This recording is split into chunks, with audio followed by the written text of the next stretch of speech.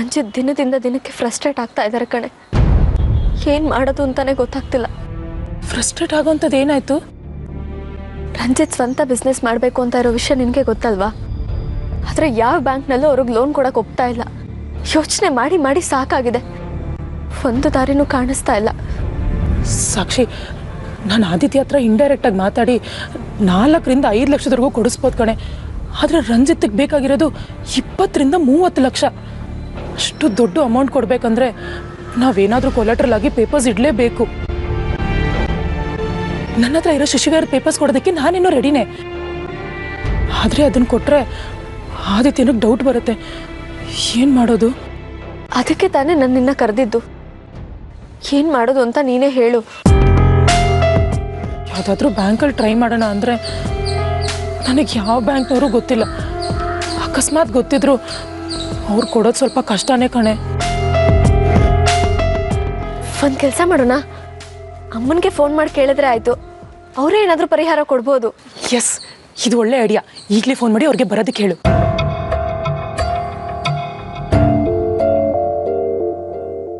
Hello ಸಾಕ್ಷಿ, ಹೇಳಮ್ಮ.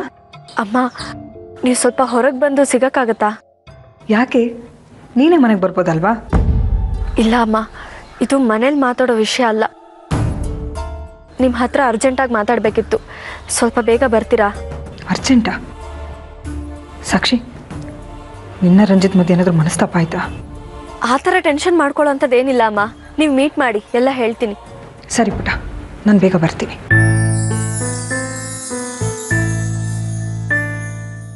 ಬರ್ತಾರಂತೆ.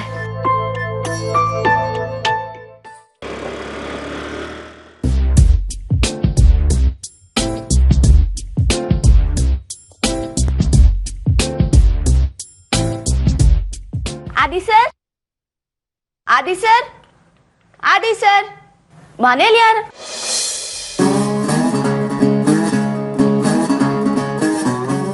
ಓ, ಮನೇಲಿ ಆದಿ sir ಇಲ್ಲ, ಅವ್ರ ತಮ್ಮ ಮರಿಯೂಲಿ ಆರ್ಯ ಸರ್ ಇದ್ದಾರಾ? ನಾನ್ ಬಂದು ಇಲ್ಲಿ ಕೂಕೋತಾ ಇದ್ರು, ಧ್ಯಾನ ಮಾಡ್ಕೊಂಡು ಕೂತಿದ್ದೀರಾ?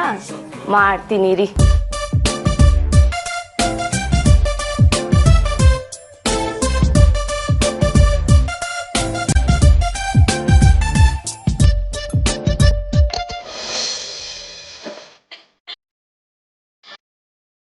ಸರ್,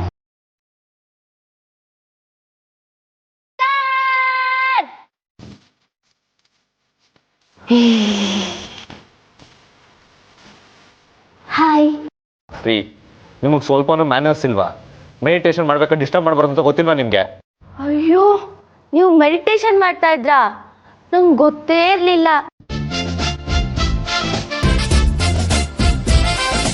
ಕೂತ್ಕೊಂಡು ನಿದ್ದೆ ಮಾಡ್ತಿದ್ದೀರೇನೋ ಅಂದ್ಕೊಂಡೆ. ಲೈಫಲ್ಲಿ ಸ್ವಲ್ಪ ಸೀರಿಯಸ್ ಆಗಿರಿ. ನೀವು ಸೀರಿಯಸ್ ಆಗಿ ಮೆಡಿಟೇಷನ್ ಮಾಡ್ತೀರಾ ಅಂತ ನನಗನ್ನಿಸ್ಲಿಲ್ಲ. Look, mind your own business. ನನಗೆ ಧ್ಯಾನದ ಬಗ್ಗೆ ಟೀಚ್ ಮಾಡಕ್ ಬರಬೇಡಿ. ನೀವು ಧ್ಯಾನ ಮಾಡ್ತಿದ್ರೆ ನಿಮ್ಮ ಮನಸ್ಸು ನಿಮ್ಮ ಹಿಡಿತದಲ್ಲಿರ್ತಿತ್ತು. ನೋಡಿ ನನ್ನ ಹೇಗೆ ನೋಡ್ತಿದ್ದೀರಾ ಅಂತ. ಏನು ಏನೇ ಮಾತಿನ ಅರ್ಥ? ನನ್ನ ಮನ್ಸ್ ಮೇಲೆ ನನ್ಗೆ ಹಿಡ್ತಾ ಇಲ್ಲ ಅಂತನಾ? Cool down, cool down. ಯಾಕೆ ಇಷ್ಟು ರೇಸ್ ಆಗ್ತಾ ಇದ್ದೀರಾ? ಧ್ಯಾನ ಮಾಡೋರ್ಗೆ ಕೋಪ ಬರಲ್ಲ. ಇದಕ್ಕೆ ನಾನು ಹೇಳಿದ್ದು ನಿಮ್ಮ ಮನ್ಸಿನ ಮೇಲೆ ನಿಮ್ಗೆ ಹಿಡ್ತಾ ಇಲ್ಲ ಅಂತ. ಎಕ್ಸ್ಕ್ಯೂಸ್ ಮೀ, ನೀವೇನು ನನ್ನ ಕ್ಯಾರೆಕ್ಟರ್ ಬಗ್ಗೆ ಸರ್ಟಿಫಿಕೇಟ್ ಕೊಡೋ ಅವಶ್ಯಕತೆ ಇಲ್ಲ. ನೀವೇನು ಮೇನ್ಕೇನೂ ಅಲ್ಲ, ನಾನು ವಿಶ್ವಾಮಿತ್ರನೂ ಅಲ್ಲ ನಿಮ್ಮ ಬ್ಯೂಟಿ ನೋಡಿ ಕರಗೋದಿಕ್ಕೆ. ನೀವು ಅಷ್ಟೇ, ನನ್ನ ಮೇನ್ಕೆ ಗೋಲ್ಕೆ ಮಾಡೋ ಅಗತ್ಯ ಇಲ್ಲ. ಆಯ್ತು, ಫಸ್ಟ್ ಇಲ್ಲಿಂದ ಹೊರಡಿ. ನನಗೆ ಡಿಸ್ಟರ್ಬ್ ಮಾಡಿಬಿಡಿ.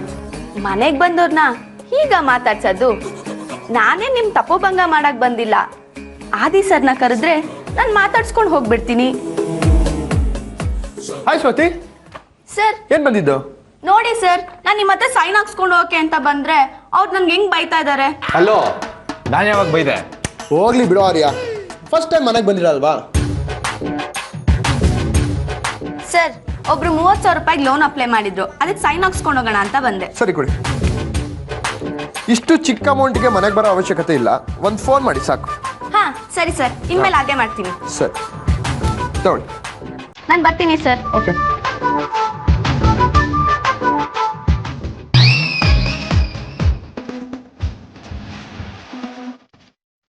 ಹರ್ಯ, ಸ್ವಾತಿ ಮದುವೆ ಆಗ್ಬಿಡು. ಇಬ್ಬರದು ಒಳ್ಳೆ ಜೋಡಿ. ಹೋಗೋ, ಇಂಥ ಗೈಯಾಳಿನ ಮದುವೆ ಆಗೋದು ಒಂದೇ, ಮಾರಿನ ಮನೆ ಕರ್ಕೊಂಡ್ಬಂದು ಮೈ ಮೇಲೆ ಹೇಳ್ಕೊಳ್ಳೋದು ಒಂದೇ.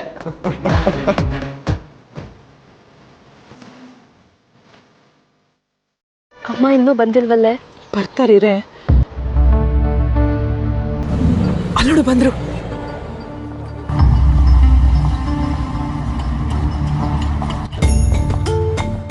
ಸಾಕ್ಷಿ, ಏನಾಯ್ತಮ್ಮ? ಯಾಕೆ ಅರ್ಜೆಂಟಾಗಿ ಬರೋದಕ್ಕೆ ಹೇಳಿದೆ? ಎಲ್ಲ ಆರಾಮಾಗಿದ್ರೆ ತಾನೆ? ರಂಜಿತ್ಗೇನು ಪ್ರಾಬ್ಲಮ್ ಆಗಿಲ್ಲ ತಾನೆ? ಸಮಾಧಾನ ಮಾಡ್ಕೊಳ್ಳಿ ಅಮ್ಮ, ಗಾಬರಿ ಆಗೋವಂಥದ್ದೇನಿಲ್ಲ ಅಂತ ಫೋನಲ್ಲೇ ಹೇಳಿದ್ನಲ್ಲ. ನೀನು ಹೇಳಿದ್ ನೋಡಿ ನಾನು ಗಾಬರಿಯಾಗಿ ಅರ್ಜೆಂಟಾಗಿ ಬಂದ್ಬಿಟ್ಟೆ ಕಣೆ. ಸತ್ಯ ಏನೂ ಇಲ್ಲ ಅಂತ ಹೇಳ್ದಿಲ್ಲ, ನನಗೀಗ ಸಮಾಧಾನ ಆಯಿತು. ಏನು ವಿಷಯ? ಅದು ರಂಜಿತ್ ಸ್ವಂತ ಬಿಸ್ನೆಸ್ ಶುರು ಮಾಡೋದಕ್ಕೆ ಓಡಾಡ್ತಾ ಇರೋ ವಿಷಯ ನಿಮಗೆ ಗೊತ್ತಲ್ವಾ? ಯಾವಾಗ ಕಂಪ್ನಿ ಓಪನಿಂಗು?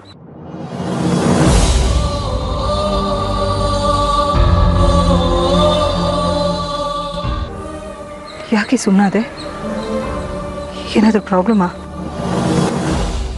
ಆಂಟಿ, ನಿಮ್ಮನ್ನು ಬರೋದಕ್ಕೆ ಹೇಳಿದ್ದು ಅದೇ ವಿಷಯ ಮಾತಾಡೋದಕ್ಕೆ. ಅದೇ ವಿಷಯನಾ? ಏನು? ರಂಜಿತ್ತು ಲೋನ್ಗೋಸ್ಕರ ತುಂಬ ಕಡೆ ಟ್ರೈ ಮಾಡ್ತಿದ್ದಾರೆ, ಆದರೆ ಎಲ್ಲೂ ಸಿಗ್ತಾ ಇಲ್ಲ. ಅದಕ್ಕೆ ಡ್ಯಾಡಿಗೆ ಹೇಳಿ ರಂಜಿತ್ಗೆ ಸಾಲ ಕೊಡಿಸ್ಬೋದಾ? ಡ್ಯಾಡಿ ಹತ್ರನ?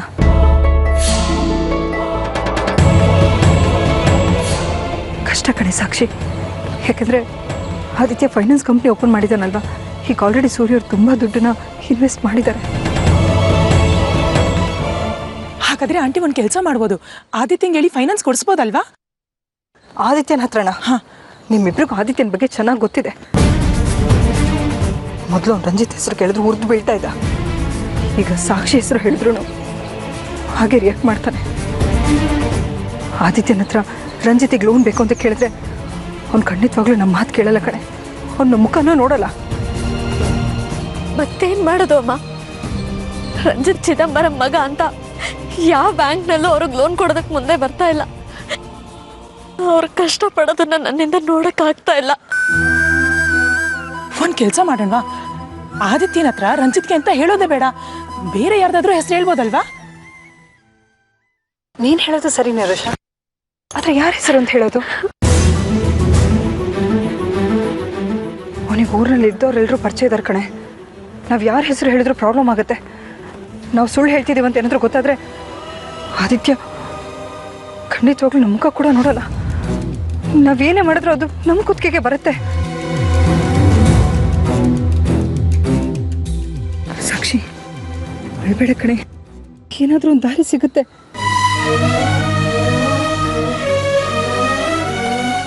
ಒಂದು ಐಡಿಯಾ. ನಿಮ್ಮ Nazeer Chacha tyre showroom open ಮಾಡಬೇಕು ಅಂತ ಹೇಳಿ ಆದಿತ್ಯನ ಹತ್ರ ಲೋನ್ ಕೇಳಿದ್ರೆ?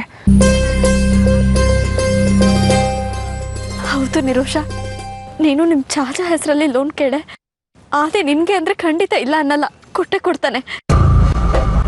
ಕೊಡ್ತಾನೆ ನಿಜ, ಆದರೆ ಅವನ ಹತ್ರ ಸುಳ್ಳು ಹೇಳೋದಕ್ಕೆ ನನಗೆ ಭಯ ಆಗುತ್ತೆ. ನೀನೇನು ಹೆದರ್ಕೋಬೇಡ, ನಾನು ನಿನ್ನ ಜೊತೆಗೆ ಇರ್ತೀನಿ. ನಾನು ನೀವಿಬ್ಬರು ಹೋಗಿ ಆದಿತ್ಯನ ಹತ್ರ ಮಾತಾಡೋಣ. ನೀವು ಬರ್ತೀನಿ ಅಂದರೆ ನಾನು ಬರೋದಕ್ಕೂ ರೆಡಿ ಇದ್ದೀನಿ. ಪ್ರಾಪರ್ಟಿ ಪೇಪರ್ಸ್ ಏನಾದರೂ ಬೇಕಂದರೆ ನಾನು ಶಿಶುವೇರದೇ ಡಾಕ್ಯುಮೆಂಟ್ಸ್ ಕೊಡೋದಕ್ಕೂ ರೆಡಿ ಇದ್ದೀನಿ.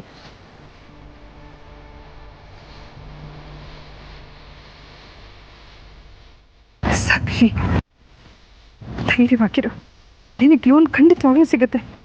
ನಾನು ನಿದೇಶಕ್ಕೆ ಆದಿತ್ಯರ ಹತ್ರ ಮಾತಾಡ್ತೀವಿ. ಲೋನ್ ಸಿಗುತ್ತೆ ಅಂತ ಕನ್ಫರ್ಮ್ ಆದಮೇಲೆ ನಿನಗೊಂದು ಫೋನ್ ಮಾಡಿ ಹೇಳ್ತೀನಿ.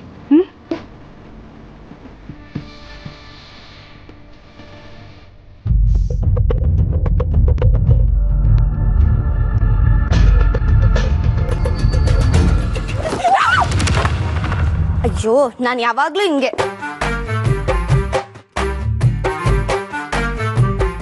ನೀವು ನಮ್ಮ ಬಾಸ್ ಅವ್ರ ಅಮ್ಮ. ನಮಸ್ಕಾರ. ನಮಸ್ಕಾರ. ಬನ್ನಿ ಬನ್ನಿ ಬನ್ನಿ ಬನ್ನಿ.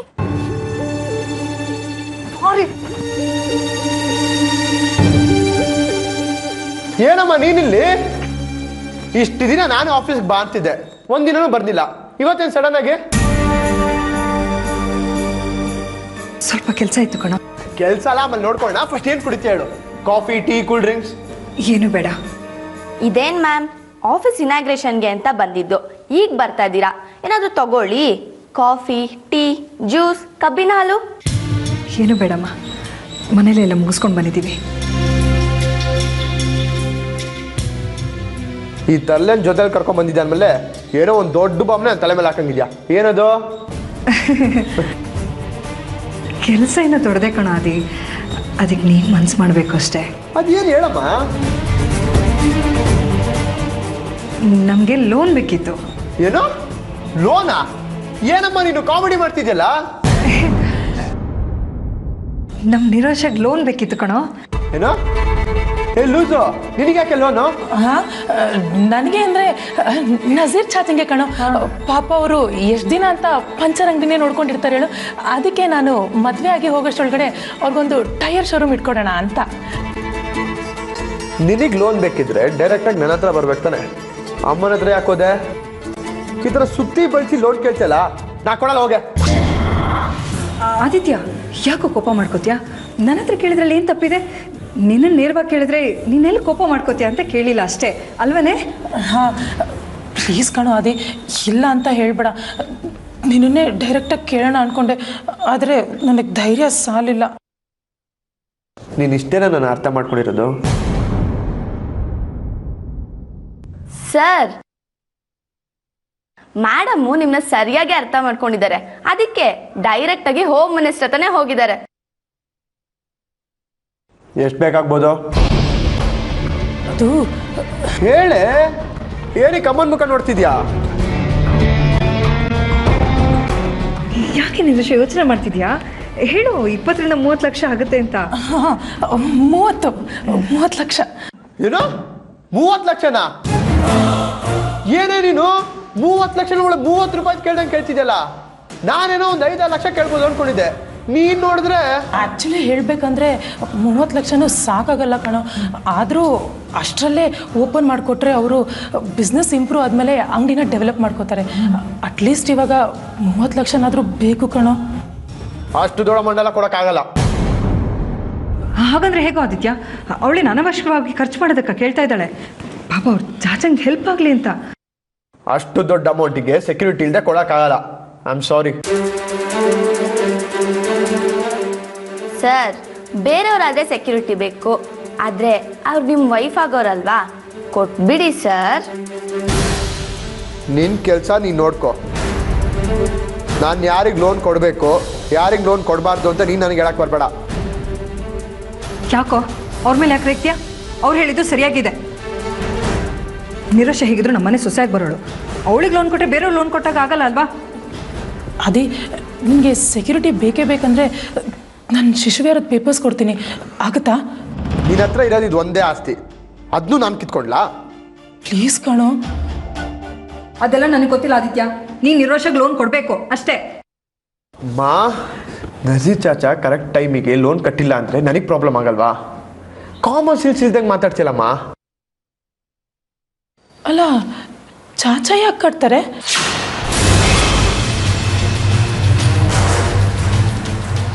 ಅಂದರೆ ಚಾಚನ್ ಬಿಸ್ನೆಸ್ ಎಲ್ಲ ನಾನೇ ಅಲ್ವಾ ನೋಡ್ಕೊಳ್ಳೋದು? ನಾನೇ ಸರಿಯಾದ ಟೈಮಿಗೆ ಬಂದು ಕಟ್ತೀನಿ. ಸರಿ, ಹೋಗಿ ಚಾಚನ್ ಕರ್ಕೊಂಬ. ಅವ್ರ ಹತ್ರ ಡೀಟೇಲಾಗಿ ಶೋರೂಮ್ ಬಗ್ಗೆ ಮಾತಾಡಬೇಕು.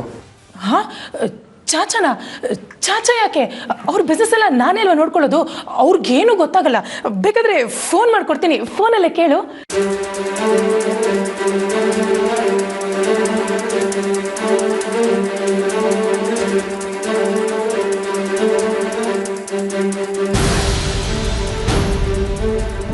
ಈ ರಿಲೇಟಿವ್ಸ್ ಅಂದರೆ ಇದೇ ಪ್ರಾಬ್ಲಮ್, ಎಲ್ಲದಕ್ಕೂ ಕಾಂಪ್ರಮೈಸ್ ಆಗಬೇಕು. ಚಾಚನ್ ಫೋನ್ ಮಾಡ್ಲಾ?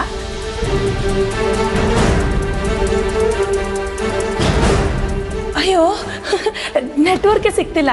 ಒಂದು ನಿಮಿಷ, ಹೊರಗಡೆ ಫೋನ್ ಮಾಡಿ ಬರ್ತೀನಿ.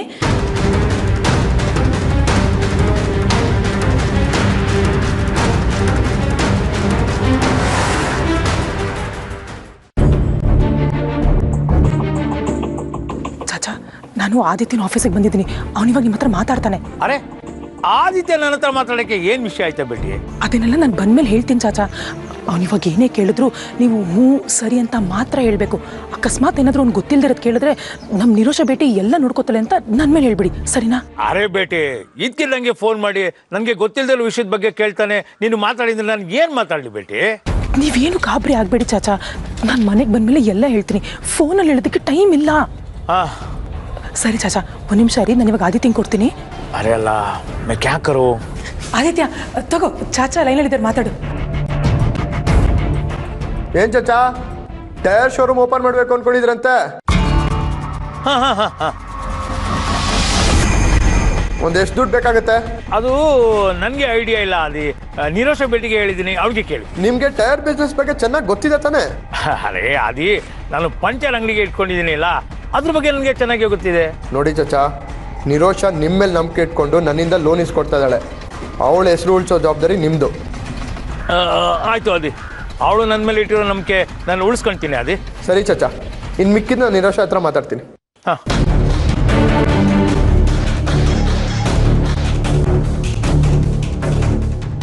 ನೋಡಿ ನಿರೋಷ, ನಾ ಈ ಕಂಪನಿ ಸ್ಟಾರ್ಟ್ ಮಾಡೋಕ್ಕಿಂತ ಮುಂಚೆ ಯಾವುದೇ ರಿಲೇಟಿವ್ಸ್ಗೂ ನಾನು ಲೋನ್ ಕೊಡಲ್ಲ ಅಂದ್ಕೊಂಡಿದ್ದೆ. ಆದರೆ ಏನೋ ನೀನು ಇಷ್ಟು ಕೇಳ್ಕೊಂಡೆ ಅಂತ ನಿಂಗೆ ದೊಡ್ಡ ಅಮೌಂಟ್ ಲೋನ್ ಕೊಡ್ತಾ ಇದ್ದೀನಿ. ಪ್ರತಿ ತಿಂಗಳು 10ನೇ ತಾರೀಕಿಗೆ ನಂಗೆ ಲೋನ್ ಅಮೌಂಟ್ ಬಂದುಬಿಡಬೇಕು. ಇನ್ನು ಯಾವುದೇ ಕಾರಣ ಹೇಳಂಗಿಲ್ಲ. 3% ಬಡ್ಡಿ. ಸರ್, ನಿರೋಷ ಮೇಡಮು ನಿಮ್ಮ ಹೆಂಡತಿ ಆಗೋರು ಅಂದಮೇಲೆ ಅವರು ನಿಮ್ಮ ಮಾವ ಇದ್ದಂಗೆ. ಅವ್ರ ಹತ್ರ ಬಡ್ಡಿ ತಗೊಳ್ಳೋದು ಅಷ್ಟು ಚೆನ್ನಾಗಿರಲ್ಲ ಸರ್. ಓಯ್ ಸರಿ, ಬಡ್ಡಿ ಹಾಕಲ್ಲ. ನಜೀರವನ ಹೆಸರಲ್ಲಿ ಒಂದು ಚೆಕ್ ಬರಿ. ನಸೀರ್ ಚಾಚಾ ಹೆಸರಲ್ಲಿ ಬೇಡ ಕಣೋ, ನನ್ನ ಹೆಸರಲ್ಲೇ ಕೊಡು. ನಿನ್ನ ಹೆಸರಲ್ಲ? ಯಾಕೆ? ಯಾಕಂದ್ರೆ ನಾನೇ ಅಲ್ವಾ ಬ್ಯಾಂಕಿಗೆ ಹೋಗೋದು, ಅದಕ್ಕೆ. ನಿರೋಷ ಹೆಸರಲ್ಲಿ ಒಂದು ಚೆಕ್ ಬರಿ, ಹಾಗೆ ಒಂದು ಫಾರ್ಮ್ ಕೊಡು.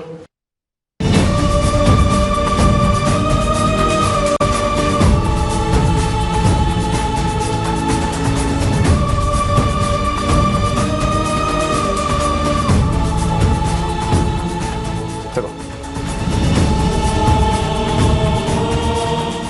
ಮತ್ತೆ ಈ ಫಾರ್ಮಿಗೆ ನಜೀರ್ ಚಾಚನ್ ಕೈ ಸೈನ್ ಹಾಕ್ಸ್ಕೊಂಬ. ಲೋನ್ ಸ್ಯಾಂಕ್ಷನ್ ಮಾಡೋದಕ್ಕೆ ತುಂಬಾ ಥ್ಯಾಂಕ್ಸ್ ಆದಿ.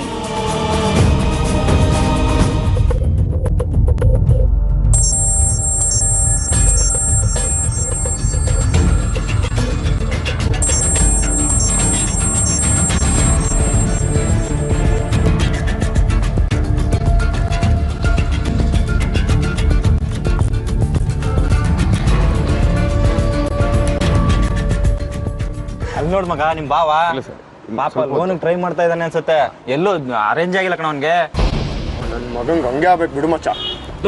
ಎಷ್ಟೇ ಆಗಲಿ ಅವ್ನಿಗೆ ತಂಗಿದ್ ಮದುವೆ ಆಗಿರೋ ಅನ್ಕೊಣ. ಪಾಪ ಬಿಸ್ನೆಸ್ ಮಾಡಬೇಕು ಅಂತ ಅನ್ಕೊಂಡಿದ್ದಾನೆ. ಫೈನಾನ್ಸ್ ಅಡ್ಜಸ್ಟ್ ಆಗಿದ್ರೆ ಇಷ್ಟೊತ್ತಿಗೆ ಬಿಸ್ನೆಸ್ ಸ್ಟಾರ್ಟ್ ಮಾಡ್ತಿದ್ದ. ಏನ್ ಮಚ್ಚ, ಲೋನಿಗೆ ಓಡಾಡ್ತಿದ್ಯಂತೆ?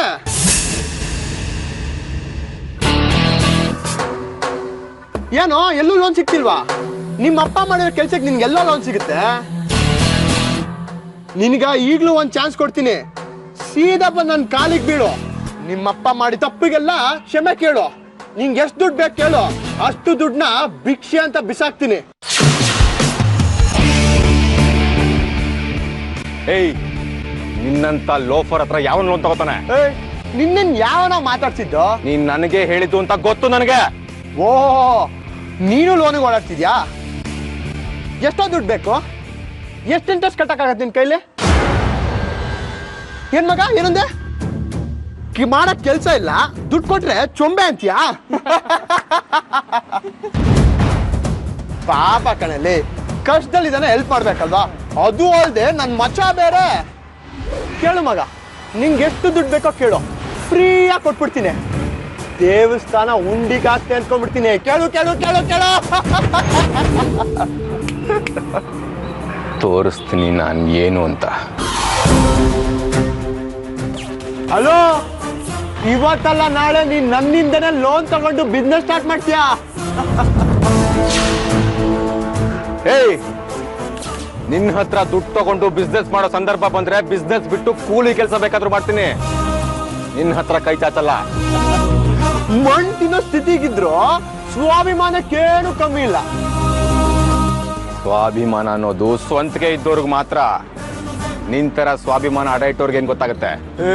ನಾನೇನು ಕಂಡೋರ್ ದುಡ್ಡಲ್ಲಿ ಬಿಸ್ನೆಸ್ ಮಾಡ್ತಿಲ್ಲ, ನನ್ನ ತಂದೆ ದುಡ್ಡಲ್ಲಿ ಬಿಸ್ನೆಸ್ ಮಾಡ್ತಿರೋದು. ನಮ್ ತಂದೆ ನಿಮ್ ತಂದೆ ತರ ಮೋಸ ಮಾಡಿ ದುಡ್ದಿದ್ ದುಡ್ಡಲ್ಲ, ಕಷ್ಟಪಟ್ಟು ದುಡ್ದಿರೋ ದುಡ್ಡು. ಅವ್ರು ನಿನ್ ತಂದೆನೇ ಅಲ್ವಲ್ಲ.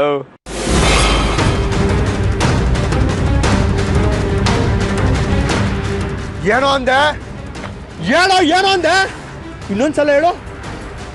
ಅರ್ಕೋಬೇಡ, ಇನ್ನೊಬ್ಬನಿಗೆಲ್ಲ ಮಾತಾಡಕ್ ಬರೋದು ನನಗೂ ಬರುತ್ತೆ.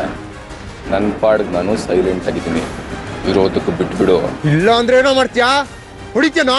ಹೊಡಿಯಲೇ.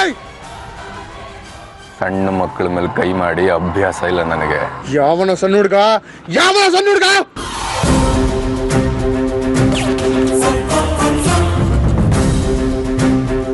ಕೋಟ್ ಹಾಕೊಂಡು ಸ್ಕೂಲಲ್ಲಿ ಕೆಲಸ ಮಾಡ್ತಿದ್ದವನು ಕಾಮ್ ಆಗಿರ್ತಾನೆ ಅನ್ಕೋಬೇಡ, ಕ್ರಿಮಿನಲ್ ಆಗೋದಕ್ಕೂ ಬರುತ್ತೆ.